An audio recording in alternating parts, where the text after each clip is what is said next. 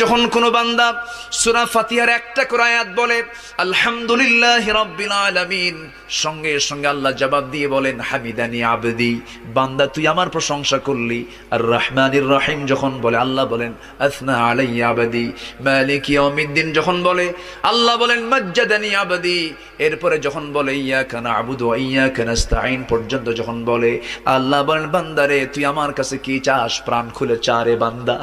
ইহদিনাস সিরাতাল মুস্তাকিম থেকে শুরু করে নিয়া ওয়ালাদ-দাল্লিন পর্যন্ত যখন বান্দা বলে তখন আল্লাহ বলেন বান্দা নামাজের মধ্যে এমন প্রেমের খেলা খেললি বান্দা, তুই যা চাইলি সব আমি আল্লাহ কবুল করলাম। ওই বান্দা যখন রুকুতে যায় আল্লাহ তখন অস্থির হন। ওই বান্দা যখন সিজদায় যাওয়ার জন্য প্রস্তুতি নাই, সমস্ত ফেরেশতাকে ডাক দিয়ে বলেন ও ফেরেশতারা, এই বান্দাগুলো আমাকে দেখলো না, রাসূলকে দেখলো না, কোরআনকে দেখে হাদিসকে বিশ্বাস করে আমাকে খুশি করার জন্য তার সবচেয়ে